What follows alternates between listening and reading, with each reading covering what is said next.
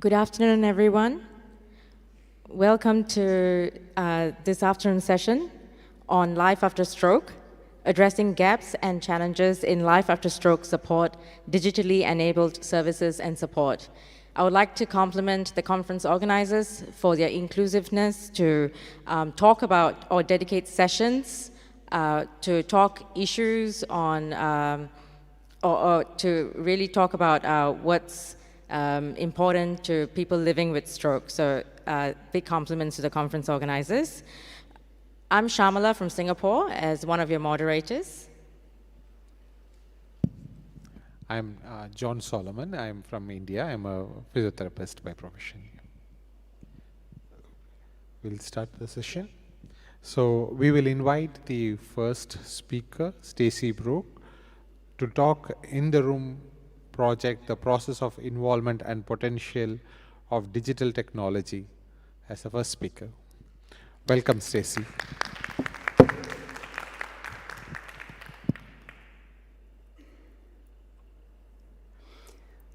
Good afternoon. It is my absolute privilege and honor to be here in Abu Dhabi to kick off this session. But before we do, let's get a little bit real for a moment. I want you to look around you, to your left, to your colleagues at your right, behind you, because we all know that 1 of 4 of us will survive or will experience a stroke in our lifetime, and that number has increased 50% in the last 17 years. Now, what I find even more startling is that 22% of those affected by stroke will be under the age of 49. With these alarming statistics in mind, can you imagine the fear or the helplessness as you or someone you love experiences a sudden stroke? And for those who survive, because bear in mind there's a 50-50 chance of survival, the future of living with a damaged brain affected by stroke can seem daunting or even hopeless. But imagine having access to a real, honest conversation with someone who's walked the same path you're now navigating. This afternoon, I would like to give you a glimpse of what the future of stroke support could look like. I have nothing to disclose.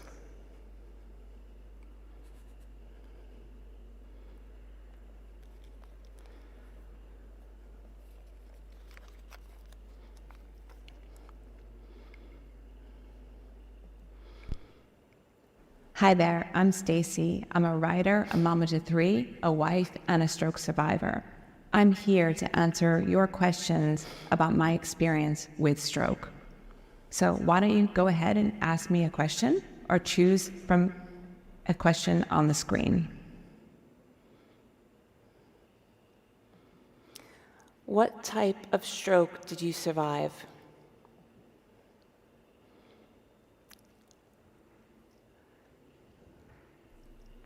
I suffered dissection of my carotid artery, which caused my stroke. Do you have any cognitive deficits?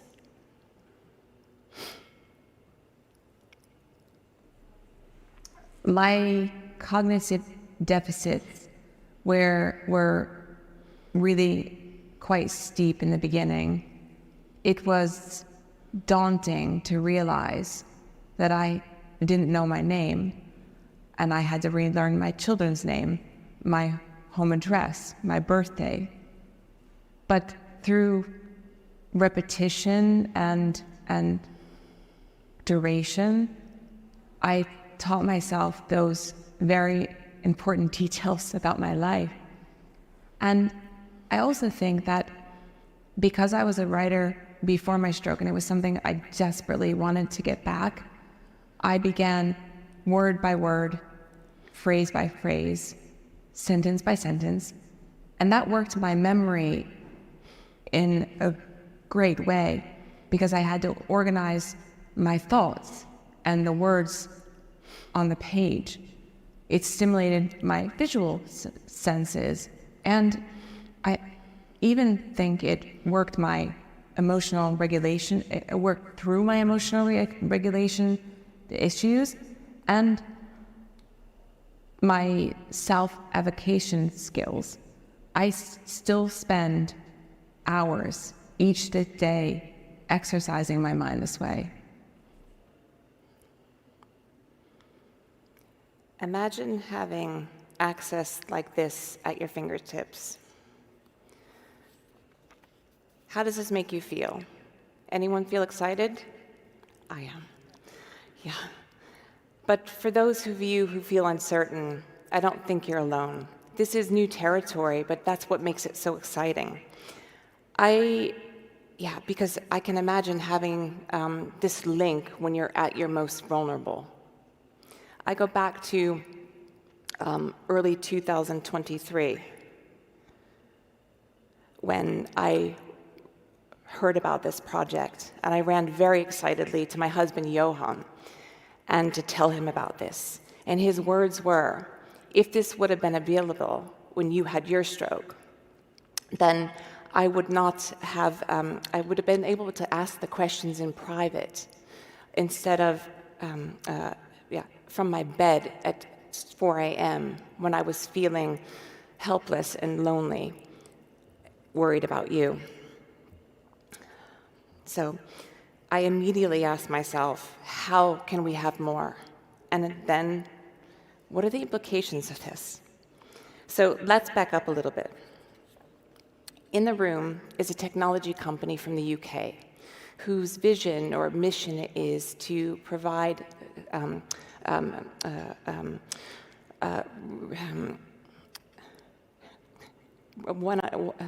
one-on-one, to bring global audiences closer to a one-on-one conversation with experiences and knowledge of unique people, to make impossible conversations possible.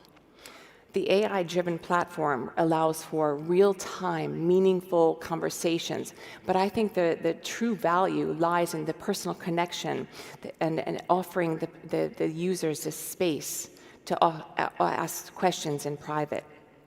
It all started with Sarah Coward, the founder and CEO of In the Room. She was working with the Holocaust Center and Museum. They were trying to preserve the survivors' stories before they were gone forever. The technology they created creates an extraordinary way to connect to survivors, and now it forms the core of an online program. I think what makes In the Room so unique is the deeply personal, private conversation and connection that it offers. And building on the concept of personal connection, In the Room approached the WSO, and the collaboration began to bring the voices of stroke survivors, for instance, to Johan, because what Johan needed, sleepless in his bed, was a personal, emotional tie to someone who gets it.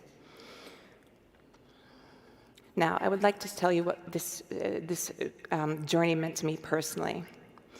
When the WSO approached me to film a pilot project, as a stroke survivor, I was sure that this would change the world, because everyone needs a person or a space or people who get them and don't judge us because they're going through the same exact thing. So we set out to deliver a 50 to 65 question interactive experience where users could ask stroke-related questions to me. The journey of involvement was laced with anticipation and excitement. It wasn't just technical, it was personal to me because I was about to open up and brave the stigma by talking about things that are hard to discuss, right? Like cognitive deficits, aphasia, guilty feelings. But I think it was real, raw, and necessary for those who needed to hear it. For me, it was very important that we were as inclusive as possible, and regarding all afflictions and points of view. In fact, I spent a lot of time on this. I think the only lonely part for me through this whole process came when I had to sit down and I had to craft insightful, concise, thoughtful answers to each question, because no one could actually help me with that part. In July 2023, we filmed the final product in London with the amazing In the Room team. It wasn't perfect. There were distractions, there were complications, but I think the final product captured something truly special. The overall experience for me was one of triumph. For the first time since my stroke, I felt that that I was truly heard, and that I could connect to people who needed to hear what I needed to say. The priority of In the Room, WSO, and me was offering a sense of connection through one's journey. So after months of refining and adding in resources for the end users, we launched last year in Toronto at the World Stroke Congress. And early results are that I have answered more than 2,100 questions.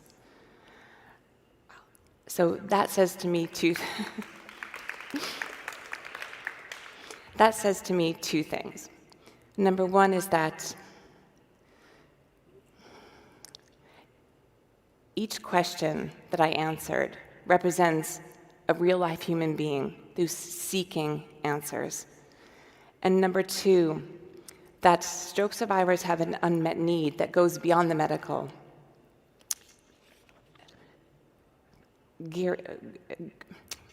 Goes beyond the medical. They need support and they need practical advice. While this project demands budget, time, and emotional strength, I think the profound impact on survivors and their families makes everything worthwhile. Delivering thoughtful, AI-driven responses involves technology and logistics, and ensuring the platform represents the full picture regarding gender, geography, and age, requires careful planning to make sure that no one feels misunderstood or misrepresented. But from a survivor's perspective, even with its shortfalls, this could offer the connection that's often lacking with friends, therapists, and traditional healthcare settings. At its core, I think this could be the interface or the lifeline that someone needs. In closing, I would like to share with you a response from a user called B, who is a long-term caregiver to a two-time stroke survivor. I realize that I've had more in-depth conversations about emotions with Stacy than I've had with the person that I care for. Stacy answers a lot of questions that some people would be terrified of. I also realize that if I saw Stacy anywhere, I would feel like we were old friends and she would have no idea who I was. All that to say, this is a fantastic technology, and I know that it and Stacy's candor will help many. Thank you.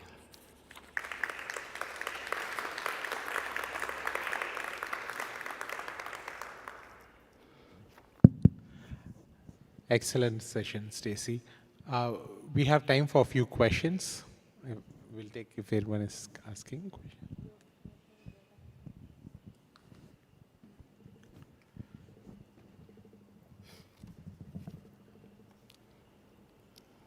Is there any questions from the audience?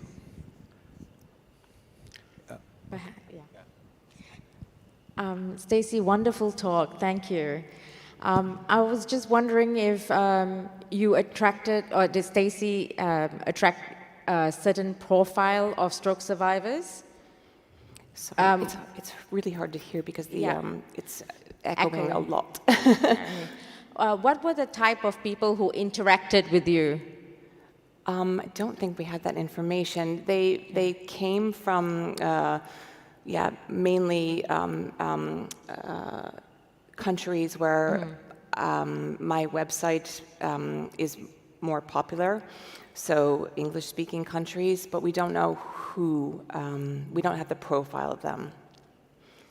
Okay, great. Yeah, one more question. These questions that were asked, were the questions, some of the questions were given by you, or did they ask you these questions when they recorded? That's a good question. So I went out to, we formed the questions with the WSO in the room, but I also went out to my mailing list, which is formed of mainly stroke survivors, and asked them what they would like to know. And I tried to incorporate all the afflictions, so the afflictions that I had, and all of the points of view from the carers, the stroke survivors, the family members, and then we had, oh my gosh, probably 230 or something questions, and then we culled it down to make sure there was a concise list.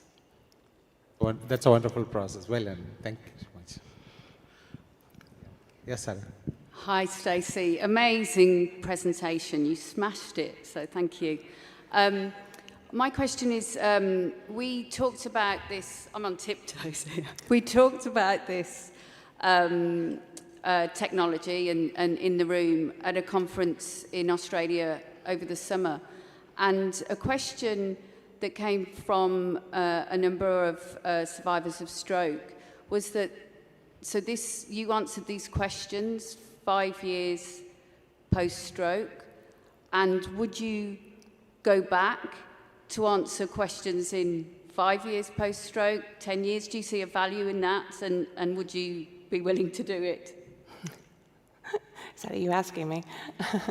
I think it would be very interesting because I don't know, for me also it was very interesting because we filmed this last year and I see a progress in my recovery. So that was one thing, but that's not what you asked. But if we were to do it in 5 years and 5 years again, it would be interesting to see how my answers would differ. And yeah, so yeah, I think it would be a really good idea, yeah.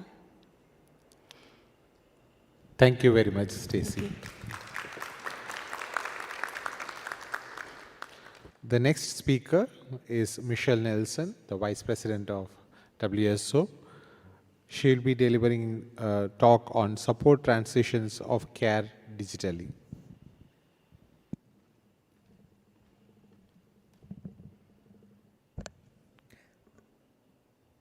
Thank you. Hi, everybody, and those of you that might be watching on live stream. Oh yeah, there is quite an echo in here. If I move them up, is that okay for you all? No, you can't. I need it's down. Okay. So, thank you for the introduction. My name is Michelle Nelson. As said, I am a Vice President of the World Stroke Organization representing SSOs. And in my other life, I am a scientist and an associate professor in Toronto. I study transitions of care and partnership models with community-based organizations to promote optimal outcomes in the chronic or long-term phase post-stroke. I do have some relationships that I thought was important to declare. No conflicts of interest, but relationships that I thought I should declare. I want to start my talk by pointing out that when we talk about the use of technology and we talk about technology spanning sectors and services, I wanted to know what people in the community were doing. So people who had lived with, were living with, are living with somebody who'd experienced a stroke. So we did a computer-aided interview, and asked people about their experiences in life after stroke. So about 1,600 people responded to the survey. And one of the things we asked was around the use of technology. Unsurprisingly, majority of stroke survivors and caregivers are using the internet or other digital modalities to get information on stroke, connect, that's the dream. Many people are using sort of low fidelity approaches and tools, but they're accessing the internet and using technology for all kinds of purposes. And so when we asked people how they were using technology, the top two were access to information and resources, and that wanting to connect and communicate virtually with other stroke survivors or people who had shared experiences. One of the things I always point out, though, is when we asked them which technologies, which digital platforms they were using, Facebook, Twitter, Instagram, TikTok. So building on In the Room and the kind of vitality of that approach, this, when we think about it as healthcare systems, are not often identified as high value or appropriate online resources. And when I showed this result in another setting, the first question that came from a clinical colleague was, well, how do we help them identify better online platforms? And my immediate question was, well, why don't we just generate our content so that it's TikTok and Instagrammable, and maybe meet them where they are? And that was one of those mind-blowing moments in our kind of collective work together. So I wanted to frame that, and then I wanted to point out this really interesting paper in Stroke, which is really understanding the value of social media. So now I'm going to talk about some of the work that's embedded in my clinical setting. So colleagues came and they said, okay, these are clinical colleagues, and they said, so as an implementation scientist, this is what we're grappling with. Lots of older adults, people with multiple concurrent conditions. Neuro is obviously a population that reflects that, most likely to experience care transitions. You know, we talk about post-hospital syndrome, which is really blaming the person in the transition for not thriving. And they said, how do we leverage technology then to support people in the transition? So I've already signaled to you, I'm an implementation scientist, so I care deeply about effective practices with effective implementation in the context that actually set up for success to produce an outcome that matters. So this is really the mantra, this is the visual that explains who and how I am in the world. Practice, implementation, context, outcome. So what does this mean in terms of the project that I'm going to tell you about? Well, you can't start with, I have an effective practice, therefore you're going to do it and it's going to be wonderful. So we said, okay, let's start with what's the context that we're working in, and what are the user requirements? So you can see the idea about understanding your system, prioritization, what's the implementation process that would be amenable in this setting, and then you start thinking about the structural features of your implementation. So we didn't jump to doing, we jumped to understand the conditions of doing. As part of this, we asked people, tell us what the user requirements would be for a digital intervention. If we were going to build something or deploy something in context, what does it need to look like? So I've given you improved communication, remote monitoring. We need to be able to help people monitor their own health metrics after, personalized care, transition planning, enhance engagement in the experience, have educational resources available, and then facilitate access to support networks. So you notice that none of these are specific to stroke. These are, if we're going to deploy a digital intervention in our context, what does it need to look like? So we took that, and we took the list of kind of challenges, and we're in the midst of a multi-year effectiveness implementation trial. So our project is called Building a Digital Bridge to Home, and it really focused on improving patient-centered, person-centered, hospital-to-home transitions by leveraging technology to support relationship building, engagement, communication, and collaboration in all of the partners involved in the process. And one of the things that I always do is I take those user requirements and I say, what do I feel confident that we're going to be able to affect? So you can see 4 of 6. Not ideal, but better than 1 of 6 or 2 of 6. So what is the Digital Bridge Project? It's a compilation of 2 existing validated technologies that were not intended for transitions of care. The ePro tool is a person-centered goal-setting app that was being used in primary care.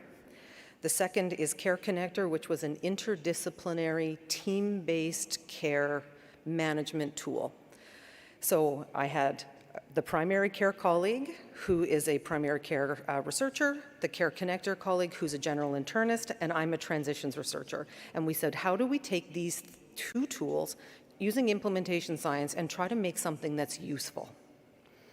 So we are creating a digital solution based on the 2 functionalities, and we really are centered on improving hospital-to-home transition. We said older adults, so it's stroke applicable, but we're not solely focused on stroke population.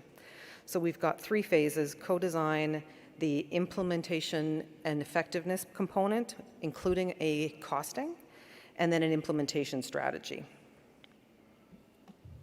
Our 3 phases, as you can see, we had a fairly robust study, so we needed to break it into pre-intervention, the actual implementation of the study, and then a knowledge translation dissemination phase.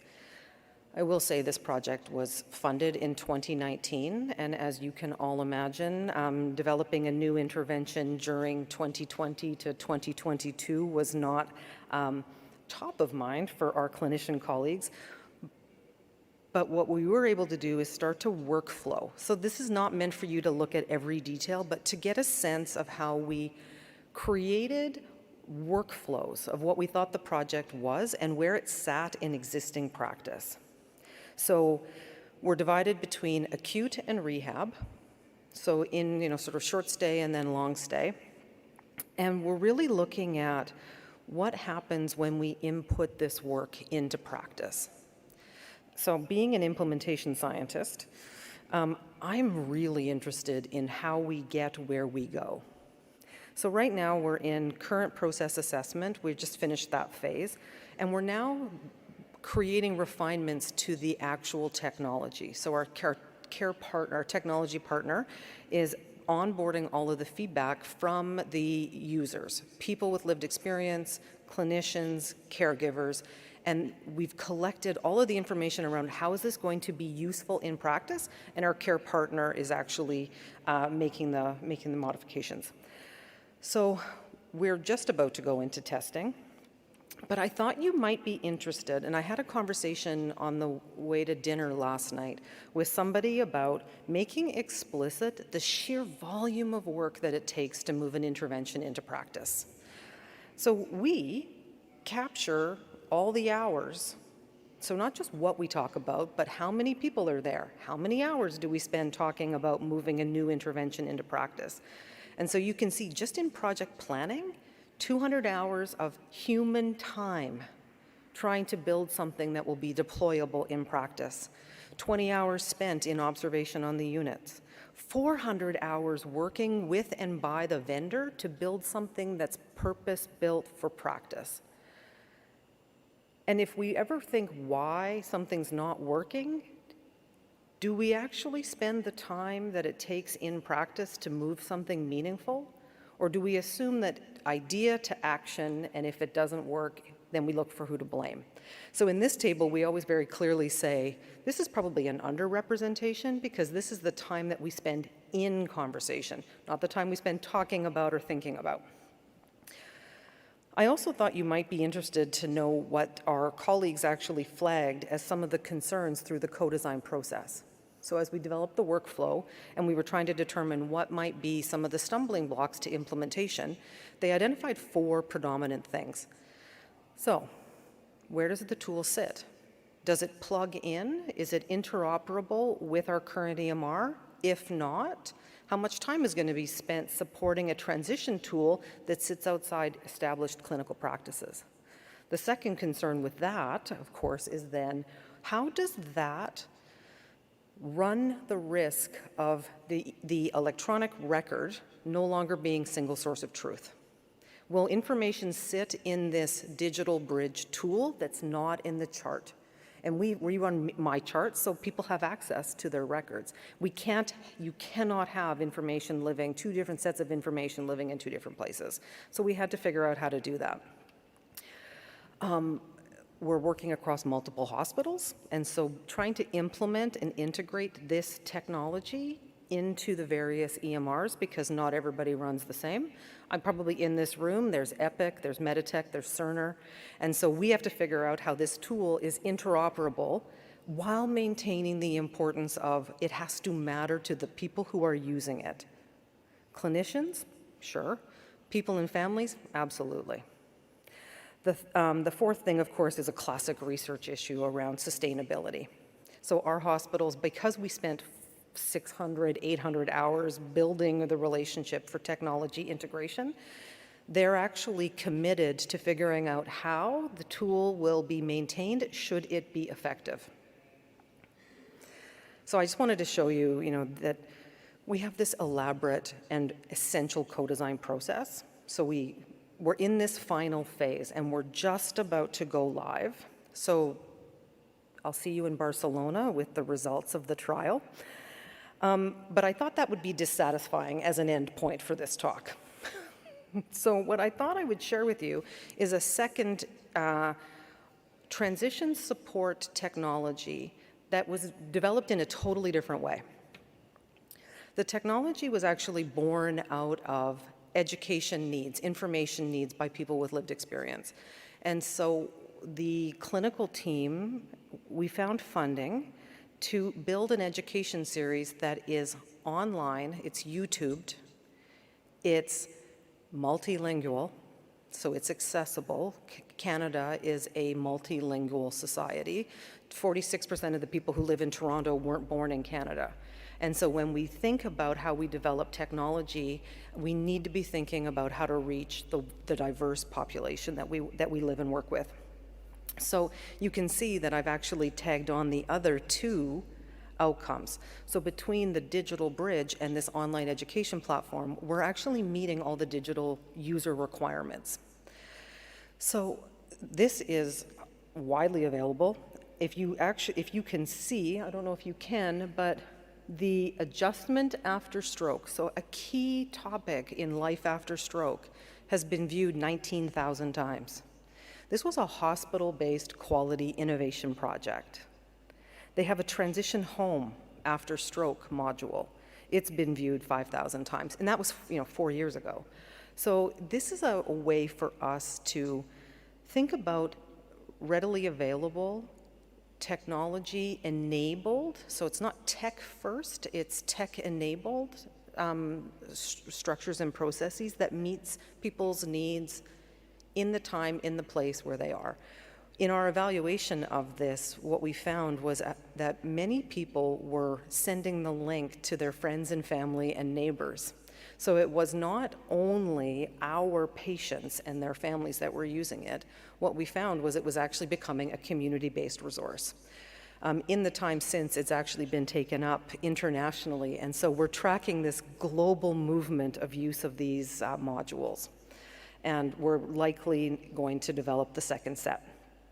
So here's the QR code to the education series. It's widely available, it's free to access, it's encouraged to use it, and as I said, it's available in multiple languages. So I'm going to finish on a resource and a hook for a talk next year. Thanks so much. Thank you very much, Michelle. It was an excellent talk. Do we have time for a few questions? Do we have questions? Yes. Hi, Michelle. I'm Devesh from London. I'm a stroke physician and an informatician as well at the same time. I love the scientific approach you took for all this. My question to you is, how did this EMR company responded to you? Because I think you just summarized number of hours. In my experience, and I'm not naming any company here for a valid reason, if they think there's the money, they by this time they would have their startup and gone up and start doing that. So to avoid the risk of duplication and to get EMR company on your side, what did you do and how was their response? Great question. Thanks for that. So we were very careful in the choice of our tech partner. So we wanted to be very sure that it was a tech partner that was big enough that there wasn't going to be the risk of developing a small one-off solution that then gets lost because the tech company doesn't have the capability to scale it. It had to be an organization that was interoperable with our current EMR. So the Care Connector, our care tech partner, is actually, they develop platforms for Epic. So we had design considerations, and we also wanted to work with people who wanted to work with us, and they were willing to work in an innovation space. So it was a bit of a matchmaking. But the other thing, and it's not directly answering your question, but we also wanted to work with a tech partner who understood that we're going to create this, we're testing it, we're going to take what works, we're going to throw out what doesn't, and what we end up with this year may not be the thing that we keep forever. So we're thinking of them as our technology expert partner, not just build this platform. And that was an interesting discussion because it wasn't a finite project, it's a relationship. Thank you.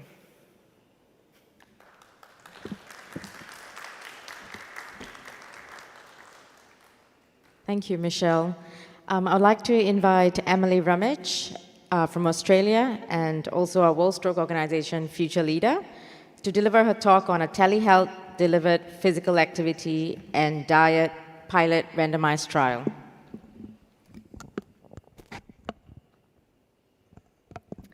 Thank you, and thank you very much for the opportunity to present today. These are my disclosures. And as mentioned, I'm Emily Ramage, and I'll be talking about a telehealth-delivered physical activity and diet pilot randomised trial, and that's the ENABLE pilot trial. I'd first like to begin by acknowledging the traditional owners of the land on which this research was conducted, the Wurundjeri peoples of the Kulin Nation, and pay respects to elders past, present and emerging.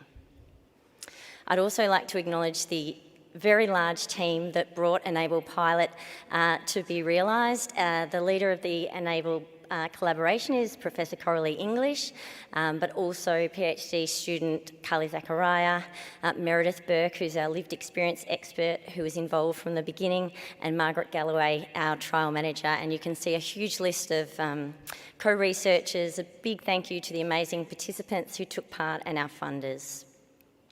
And why were we looking to design and deliver a trial that looked at increasing physical activity and diet after stroke? Because we know that stroke recurrence rates are too high, even though up to 90% of strokes could be prevented. We know medical management by itself isn't adequate to reduce secondary stroke risk adequately. We also know there are 10 modifiable risk factors that could have a big impact on secondary stroke rates. 3 of the leading ones include blood pressure, physical inactivity and poor diet quality. We also know that changing people's habits around their lifestyle after stroke is really challenging. There have been 2 relatively recent, very large randomised trials aimed at secondary prevention involving 2,000 and more than 4,000 participants, and they produced neutral results, which means that they didn't show a benefit because it is challenging to change lifestyle.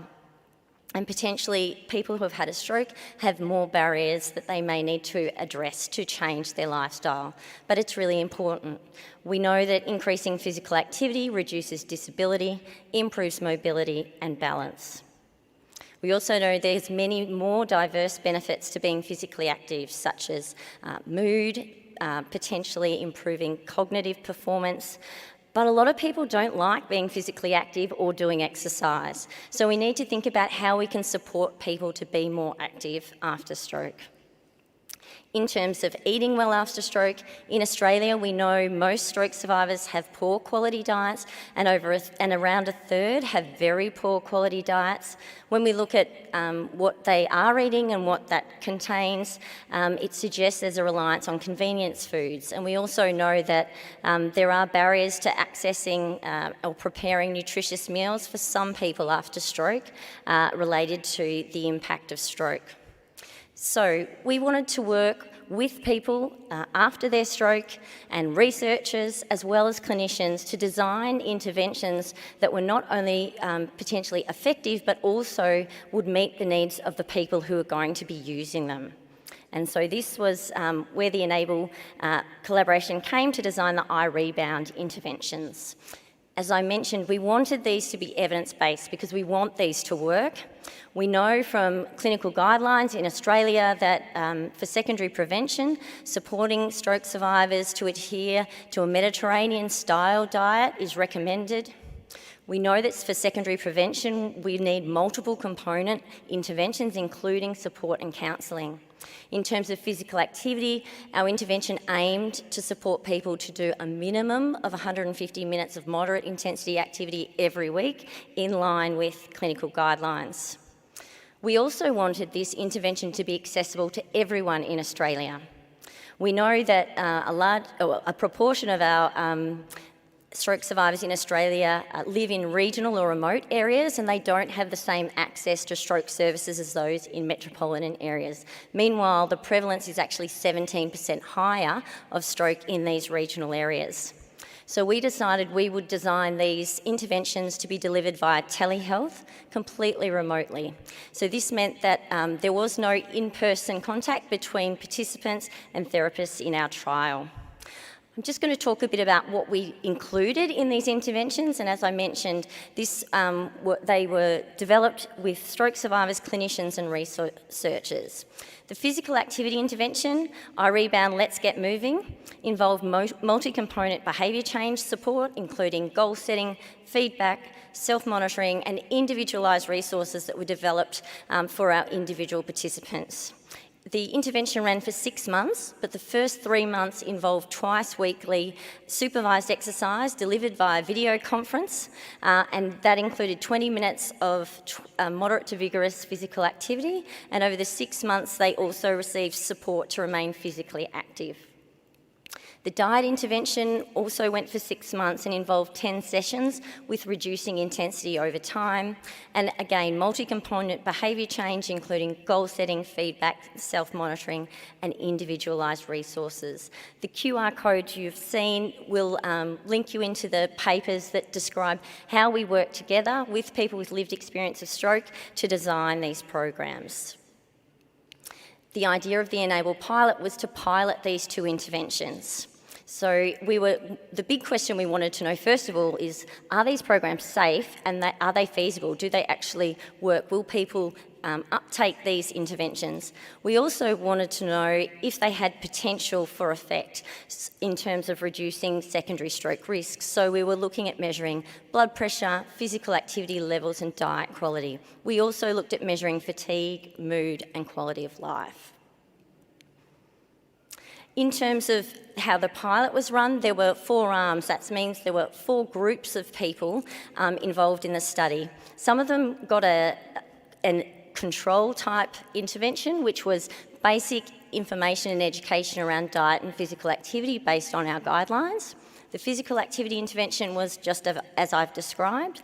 The diet intervention group received the diet intervention, as I've just talked about, and there was one group that received both the diet and the physical activity intervention. So quite an intensive intervention for that final group, who would have received about 46 sessions over the 6 months. We had blinded assessment of the outcomes for secondary stroke risk, which was blood pressure and physical activity, which we measured with self-report as well as a device, because we know that there are strengths and weaknesses to both of those, and we wanted to get a good understanding of physical activity. We looked at diet quality in terms of overall diet quality and specifically adherence to a Mediterranean-style diet. And we measured the outcomes at baseline, so the start of the trial, 3 months, 6 months, which was the end of the intervention, and 12-month follow-up. We collapsed the groups, so when I talk about the results today, I'll be talking about comparing those who, for the physical activity intervention, those who took part in the physical activity intervention versus those who didn't, and those who took part in the diet intervention versus those who didn't. When we looked at feasibility, did this project work? Did people want to do it? We looked at recruitment. How many people took part? Retention. How many people stayed all the way through the trial? And intervention fidelity. Did we actually deliver what we hoped to? In terms of our recruitment and retention, we we screened 99 participants. This began in March 2020, and the trial ran for just under 3 years altogether, and we randomised 40 participants in total. So it did run across the COVID-19 pandemic. Luckily, we were completely remotely delivering our interventions.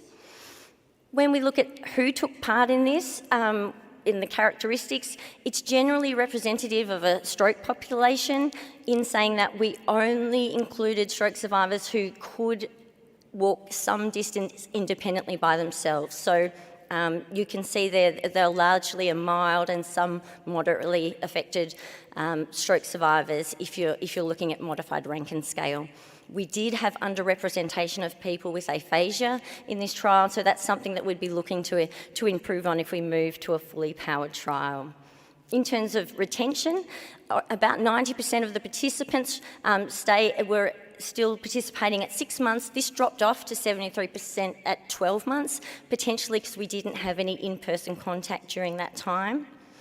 In terms of the fidelity, was good. So of the maximum 24 sessions, we had a median of 21 sessions attended by our participants for physical activity. The duration, as we intended, was 20 minutes at a moderate intensity as the mean.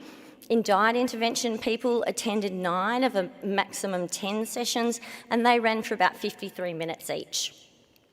In terms of safety, we didn't have any serious adverse events that were definitely related to the intervention. We did have 15 serious events across the trial though, but these were largely hospitalisations for unrelated issues. We had quite a number of non-serious adverse events. 5 were definitely related to the intervention, and these were things like lightheadedness and pain.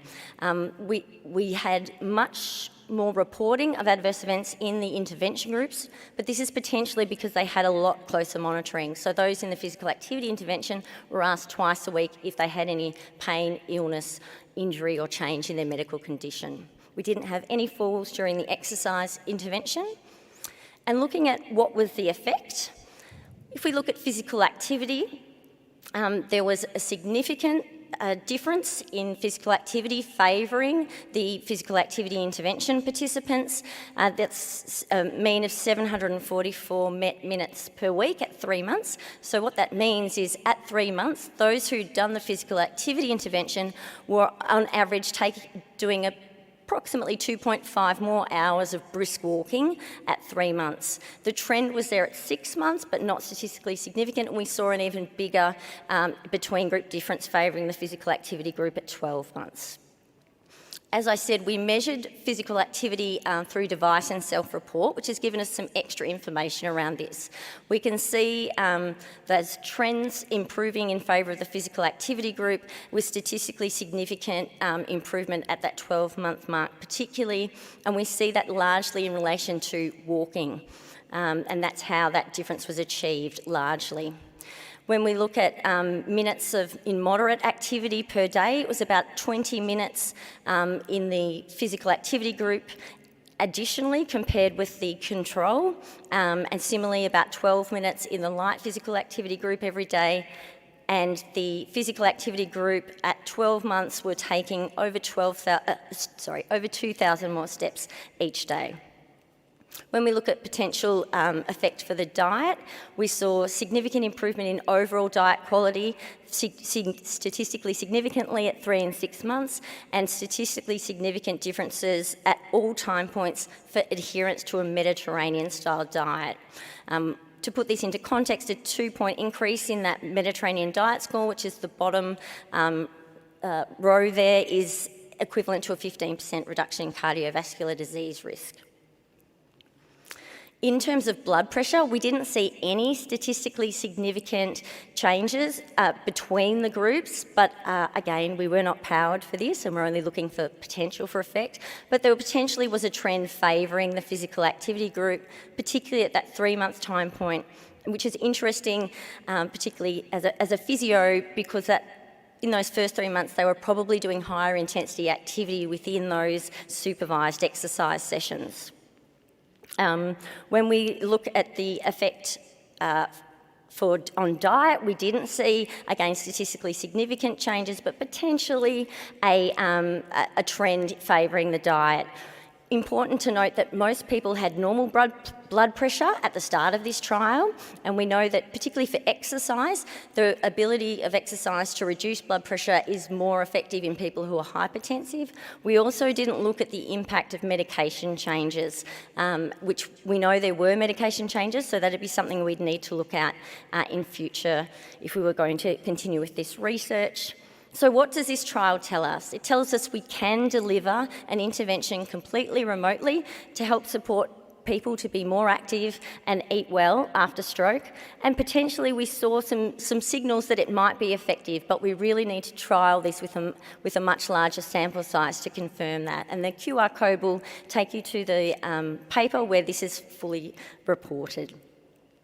So I think we've probably raised more questions than we answered with our pilot trial, particularly is if we move to a bigger trial, would we see the same results?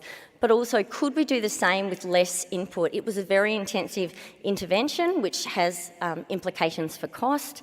Could we use other mHealth options to help us reduce potentially the costs or improve the acceptability of this? And what is the impact on life after stroke beyond just physical activity and how people are eating? We did look at quality of life. Again, we were very underpowered for that, so we didn't see any significant differences, but that'd be something that I think is really worth looking into. So where are we now? The physical activity intervention has been adapted by a group led by David Kodranson in collaboration with Coral English and our Enable collaboration to test this in people in Sweden using an mHealth app as well. And we had fantastic support from the Stroke Foundation in Australia. And we've actually translated the physical activity and the diet intervention to web resources. So it isn't that interactive support that they'll be receiving, but it is a website that provides information with a focus on aphasia-friendly design and featuring, as well as designed with, survivors of stroke, who you can see on the bottom right-hand corner. And a shout out to Dina Pogrebnoy, who's really driven this co-design in her PhD, and Coral English again, who has led this. Now, these are the numbers up until March this year, but I can say at the moment we've had over 90,000 views and over 20,000 engaged sessions, and it's been accessed by people in more than 100 countries around the world. So again, I'd just like to acknowledge the fantastic team that has produced the Enable pilot. And thank you.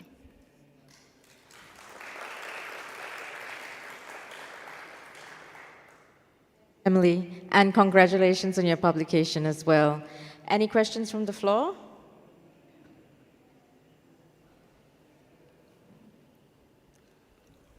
Great work, Emily. Monique Kilkenny from Australia. I just wanted to know what your primary outcome would be if you went to a randomised control, and what are the numbers?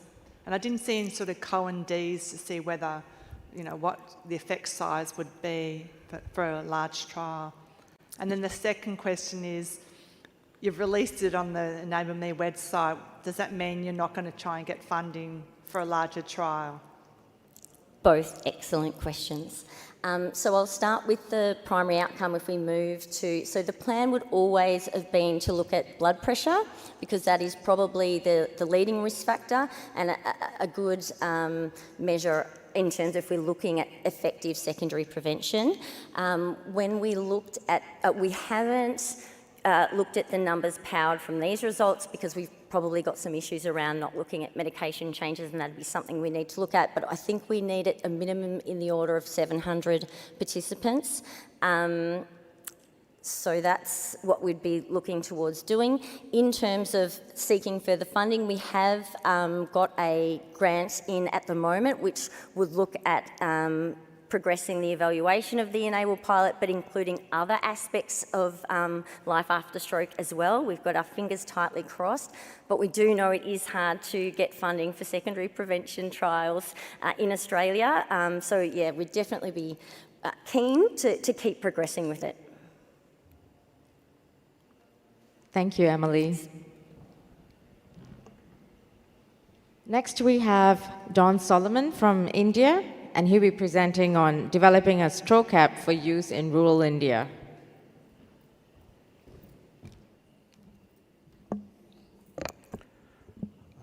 Greetings to everyone. In this talk, I will be discussing about two apps that had been developed, and a direction towards where we are going towards in terms of mobile app applications or apps developed for people with stroke. I've received a couple of grants from of this, but there is no conflict of interest. I just want to point out to the stroke pathway that is majorly that we see in India. It might be similar to many low resource settings. Primarily, we see patients getting admitted in the hospital with stroke, often sometimes coming even to hospital much late, a few days after stroke. And after that, they stay for a week or 10 days on an average, and they get discharged home with no rehabilitation most of the time. Usually the rehabilitation or the physical therapy or the care is given in the initial days, and after that they are usually given a set of exercises to do at home and sent home. Then the patients have to look for their own services. Often they end up in patients who are in the cities try to find out places where they can go and get services, or some of them move to alternative medicines, especially like Ayurveda, which is very popular in the down south India, and many of them do not have any services. So one of the thought we wanted to see is that what happens, what are the major barriers for then our patients to have the services. One is that the first fact was the problem is awareness. There are very few who are aware that it is important for them to be physically active, do exercises and get these services. And the other barriers were the earlier discharge that happens after stroke without a continuum of care, very few rehabilitation centers, and the financial constraints. So one of the thought for us was to let's have a program where when we give the home exercise program, we develop a way in which there are strategies in which they will adhere to this exercise program. And also we will facilitate these exercises through a web app that would be developed. So this was the thought, and was a PhD study of Amreen Mohammed. So what we did was we wanted to develop and test a web portal for facilitating adherence to home-based exercises in community dwelling stroke survivors after they get discharged. So first, before going ahead, this was prior to COVID, and telerehabilitation plans were not very well set at that time. So it was in 2018-19 where we asked our participants whether they will be ready to accept a mHealth program for home exercises. And we we showed the model and surveyed about 50 stroke survivors and 52 caregivers, and most of them were very positive about ready to receive this mHealth program or web app delivered through a web app for follow-up of exercise program. So in the beginning, before we started the trial, we looked at what is the general adherence rate to exercises. We had developed a tool called SS Mahe that basically measures how much do the stroke survivors adhere to exercises prescribed by the therapist. And we found that nearly 72% of the stroke survivors do not follow the prescribed exercise program. Majority forget the exercises or do not meet the number of repetitions prescribed by the therapist. So we also looked at why do they not adhere to these exercises? And when you looked at it, there were quite a few factors, starting with knowledge about exercises, and there is no follow-up of this from the therapist to tell what they should do, and there is no emphasis on the exercises to be done. So, and lack of motivation and commitment and involvement of family as well.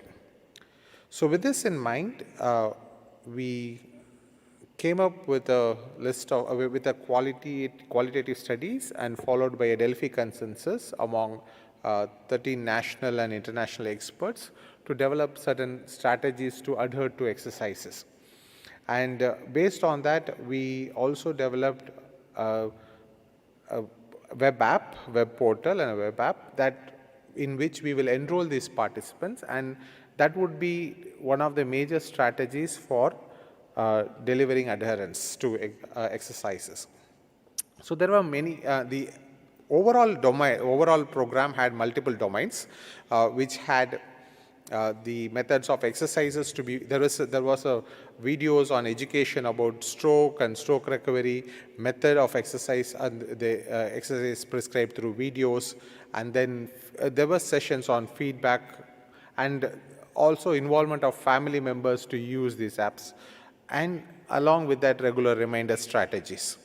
So this was a web app that was developed called Adhere, and it was hosted during a period of the trial, and we were able to enter the respective patients' details, and they were able to follow these exercises.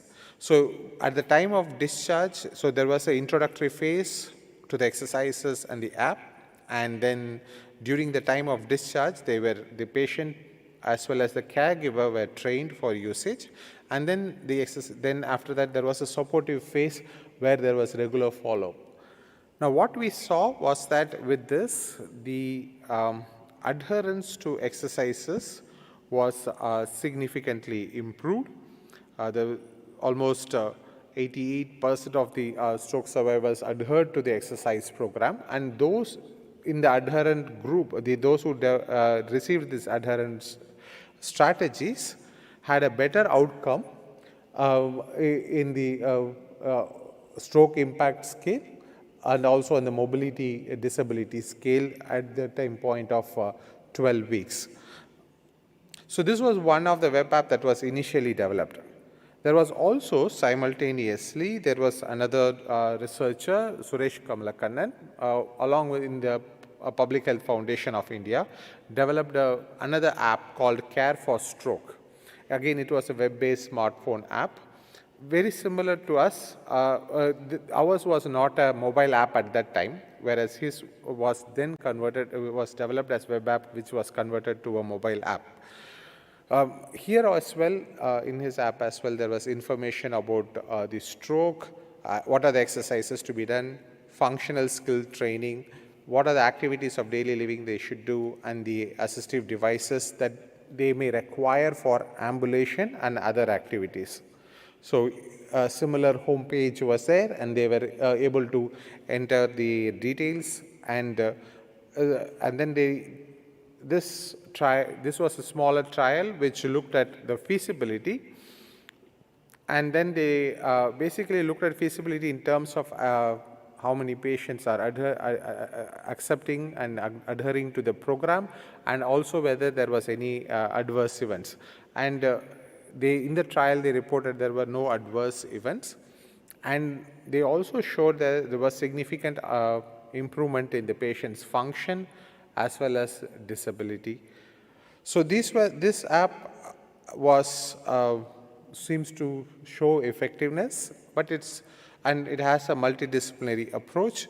Now they are working on scalable set of things. So presently, this app has been contextualized for South Africa, as well as they are trying to implement even in Malaysia. So this similar app is also coming up. But overall, when during both this type of intervention, there were quite a few barriers that were also there in implementing these tele-rehab programs, especially in low-resource settings like ours. One of the things was the availability of device with the patient, a smartphone, like this was about a few years ago, was relatively less. Now this has slowly been changing. The second aspect was the network in the rural areas. Again, that was again a big challenge, and the involvement of caregivers. Also, the exercises that were prescribed were found to be low on intensity and was difficult to monitor constantly. So one of the next step, so with the learnings that came from these studies, we have planned 2 studies that are coming up. One is the ATTEMPT-2 trial, primarily led by Dorcas along with Dr. Jairaj Pandian and myself, where we have obtained a seed grant. And right now we are already developing the app with the necessary features. What we have done is the learnings that happened from the ATTEMPT trial and also from the ADHERE trial that we did, and some of the inputs that we got from the Care for Stroke app. So we are presently have in the process of developing it, co-designing it with patient population, and have the features to improve adherence and also monitor adherence to the exercises. It also has more videos which are more contextualized for regions, and with a video conferencing option, so that the therapist, the patient can have some sessions that are supervised, and the therapist will have set of things that where they can make decision making in terms of what are the things that can be given and what should not be provided, or where they should be careful with delivering these exercises. And we are also looking at developing evidence-based strategies to improve adherence. So this is presently the outline of the panel of the ATTEMPT-2 trial that is getting ready right now. But there are much more challenges when it comes to rural areas. Again, as I told you, the low bandwidth, multiple languages, contextual issues, and there are issues related to the involvement of family members as well. Now, now there is another model, which is what I would like to mainly emphasize on, that is we are working with an NGO called Amar Seva Sangam. Now, they have developed an app for children with disability, and this model is where they involve community rehab workers, and there is monitoring by therapists also. So this app, in this model, they basically enroll the participant first after screening and getting the assessments, and then there is a therapist assigned to them. That is again depending upon the requirement. If they need speech language pathology, if they need psychology counseling, accordingly the number of therapists will be assigned. And usually the sessions are not completely given by the therapist. So the first session after evaluation is delivered by the therapist along with the community based rehabilitation worker, who then delivers the sessions after that. Now, the app sets the appointments, also tracks the location of the therapist, as well as the community-based worker, even while going and giving the therapy at home. It locates them at the time where they are and the session time that starts as well as ends.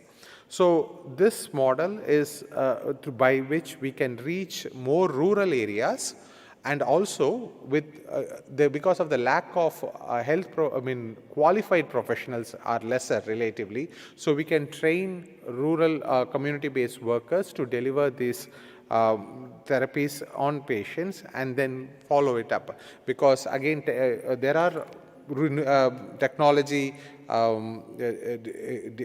people with difficulty in using technology, hence the mobile apps may not work. Hence, we take it to them, make it simplified, and use it.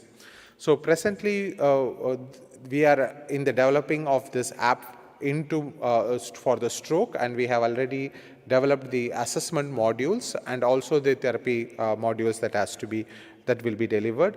Hopefully, another year we will be able to give the results, a part of a feasibility of the trial.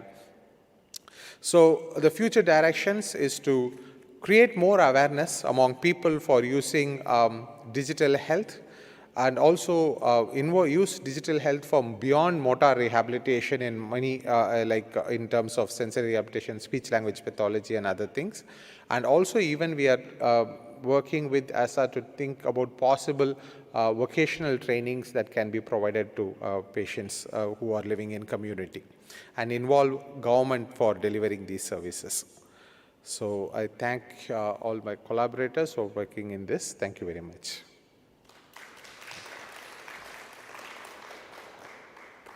Thank you, John.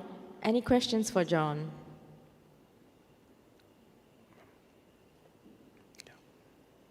Yes, We have time for both Michelle and Sarah.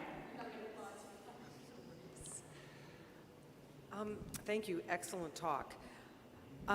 In your last slide, you talked about partnerships or engaging with primary care, and that is a problem that we're experiencing, and so things that are built for primary care are not interoperable or useful in the hospital and then further downstream. What are your thoughts on how you're going to engage primary care with your app? So at the present point, there are two things that I have in mind. One is right now Tamil Nadu, the state of Tamil Nadu, where this NGO is there, they are running a project called TN Rights Project, where they are using the part of this app, and they are hiring community-based workers who will be there in this primary healthcare centers. So it's going to be done in 3 districts, and it is supported by World Bank, and they are scaling it to a larger state. So there is one state already ready to do it, but it's not else. The other one is in Karnataka. We are yet to approach them. There is a Karnataka Brain Health Initiative, where they are now have hired therapists, and they are looking at employing them in district levels and multiple areas to improve brain health. It includes epidemiology as well as brain health. So maybe that is one way of, the way would be to partner with them for delivering as well. Yeah, not a question. I just want to acknowledge and applaud your thinking around the use of interventions that are already successful in primary care. And when you said that, I thought of a conversation we had about social prescribing and how we can borrow those intervention mechanisms and use them within our setting. So thank you so much. Really, thank you. Thank you very much. Thank you, John. Really interesting to hear about your work in India. I'm not sure if it's a comment, a question, or just some things ruminating for me. So, as you may know, I work with World Stroke Organisation, but I also work with the Stroke Association in the UK. And Juliet might want to add to this as my CEO, but we have a priority within the Stroke Association to address health inequalities in the UK. And I just wondered if you had any thoughts about how innovations in India and other countries around the world could be utilised, explored by nations that have large diaspora communities, and whether in fact you know of any examples of that. That's a very good question. I think that this is definitely an opportunity, because these are these are technologies that seems to work and are of very low cost, and it can be useful for countries beyond India. I know there are no structured program that is available, but I know that there are some of the private healthcare units who are having clients and are delivering therapy from India to elsewhere. But it is in the private sector and in rehab companies and not in this sector. And it's very new, it's upcoming. Thank you very much for the questions. Yeah. Thank you, John. Hold on, oh, sorry. We do have some time, so I was wondering if I can have the speakers up for a last question round, as we are running quite early on time.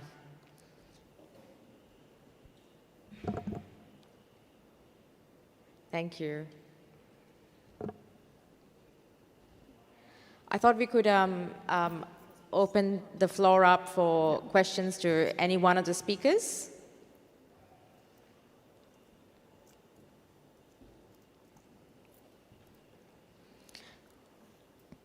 Hi, I'm Juliet from the Stroke Association in the UK. I just wanted to ask you, I mean, John, I just think what you're doing is absolutely amazing. And there's so many parallels to the UK because in a different way, we're also quite resource constrained. There are never going to be enough community-based physiotherapists to meet the demand. So I think what you're doing is fantastic. And I was just wondering, have you thought about whether you can use the app to provide group physiotherapy or group-based physical activity classes, because we know that people really like the kind of fun and friendship that comes from doing stuff with other people with lived experience. And I appreciate this would be virtual, but have you considered that? Thank you very much for the question. That's something that is quite doable, but we have not done in stroke patients, survivors. We have the Parkinson's Society of India ran a group therapy program for patients with Parkinson.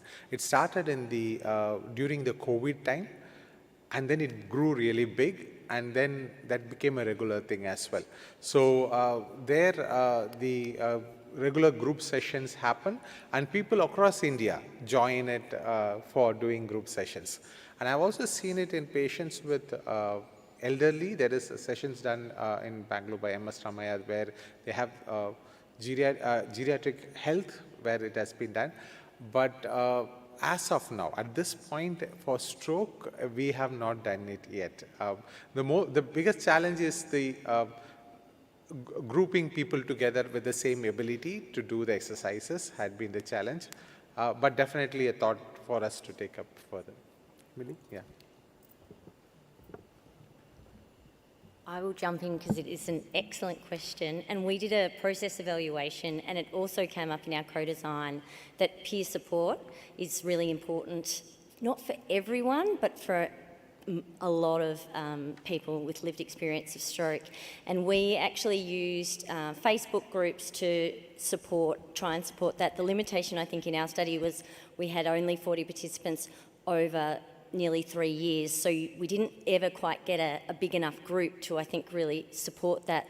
I think Louise Connell in the UK they've done a sort of more an implementation and have done stroke group rehab, and there is some evidence out around that I think is really exciting, because I think in terms of I don't want us to have to cheapen our interventions, because I think we need to make sure we're delivering the evidence for effectiveness, but I do think there's, it can assist scalability and economics if we can both provide that peer support as well as, different options for different people. It's an excellent question. I might add, so it's not work that I'm presenting here, but we have a couple of adaptive trials, and we've adapted the intervention based on feedback from our participants. So both psychosocial support, peer support, and actual physical activity delivered virtually. And participants said, I don't want to be in a virtual room with people I don't know. And so we built in and created space for connection, and we're finding that we're getting greater adherence to the intervention because people are actually participating with people they know. So it's been very interesting, and that might be next year abstract. Yeah, Devesh from London. Again, I'm just very interested in your experience, or if you'd like to share your experience. What I see in my clinical practice, that people become less digitally active after stroke, and that might be my personal experience, but there's a scientific evidence about capabilities and aphasia, which is a key factor. I haven't seen after stroke somebody become more digital savvy. I have seen many people who become less digitally active. So when we move towards this world, towards more digital, what should we do for people who are actually going to get more disadvantage because now they can't use digital? In fact, the digital divide is getting bigger and bigger. Stacey made a very strong point that we are heading to generation now, which is quite digitally savvy. And it's going to happen to them that they're less digitally savvy. How can we make sure this all digital world is still contextual for them? Would like to answer? Yeah, thank you very much for the question. So I think the challenge is it takes a little time. I still remember during my PhD study, it was on virtual reality. I had such a difficult task to make people understand what happens between the interaction between the screen and them. And most of them didn't even understand. This was way back in 2004, 2005. But things changed. By 2010 to 12, people started understanding this better. And from what I have, one of the things that we've seen is, though they find it difficult to access things, they are very still intuitive if it is possible. Like if the family members also involve them, they get interested in it, because that is one way of interacting with them. And recently my father had a stroke, thankfully he's recovered a little bit, but for him still, he wanted to use his mobile phone. And he had a hemianopia, and he wanted to unlock, and he can't see the other end. So he asked me to, he himself said, change it to a way where I can see at least half of the screen. So, and I can still connect it. So, but that interest was still there. I think the generations are changing, and there is a lot of interest in using digital devices, even in people who are elderly. And I hope that we can tap that potential for using it for better cause. That's a thought. Any comments from others?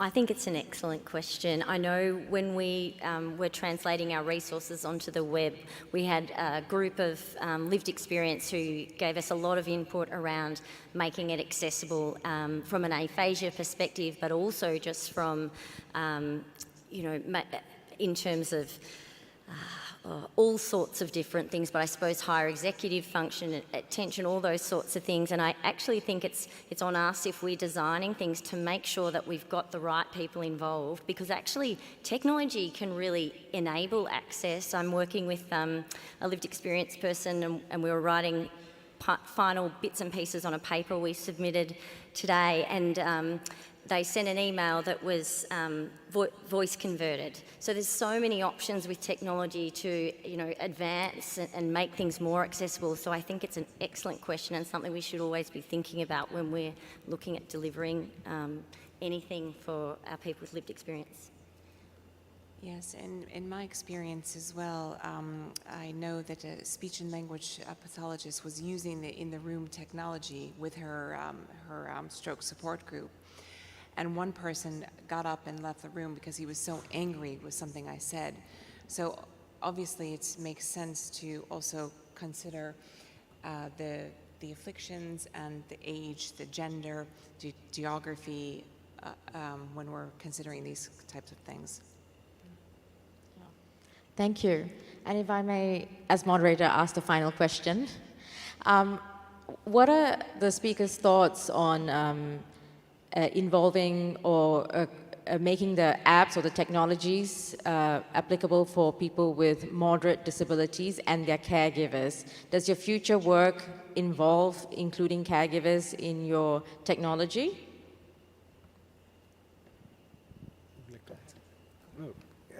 Yeah, in us, definitely yes.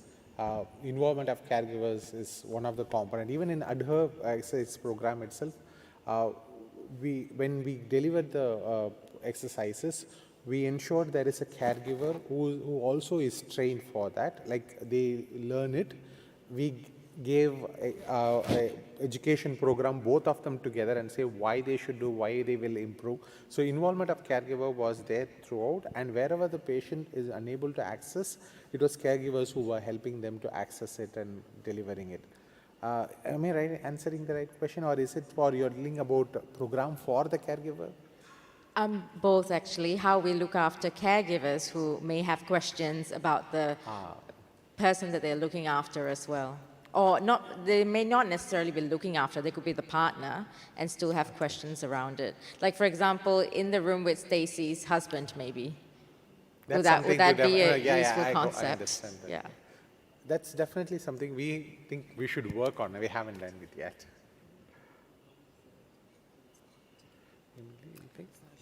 I think it's an excellent point that we need to be thinking holistically about who's involved in supporting and who needs support, and it's a really good point to highlight. I don't think when in our intervention we delivered, we had some people who the caregivers were very involved and were exercising alongside with our participants, but I think in the iRebound website there's nothing specifically there, which is a really good point. I think sometimes they could find some of the information useful, but there's nothing specifically tailored to them, so really good point. Stacey and I were conferring on some of our thinking around that exact question and in the room. And one of the things that came up very early in the discussion was that it may be a shared experience, but it may also be two totally separate experiences. And as you know, the quote from Bea saying that she had an interaction and a relationship with Stacey from the platform that her partner, her husband, wouldn't have had. And so I think we need to be really clear about, are we designing for a dyad? Are we designing for two users whose experiences may intersect? Are we designing for a primary user and a secondary beneficiary? How do we measure that? And I think that's the beauty of this exciting field, is that we have opportunities to think about primary and secondary sort of beneficiaries. Tertiary, I mean, we just recently had somebody with Digital Bridge say, so why can't this be a family goal-setting app? Why is it for the person with stroke or a caregiver? What if we have a collective goal? How do we put that in? So, you know, I think there's some interesting future opportunities in this. Great, thank you so much. Everyone, please put your hands together to thank our brilliant speakers today. Thank you so much.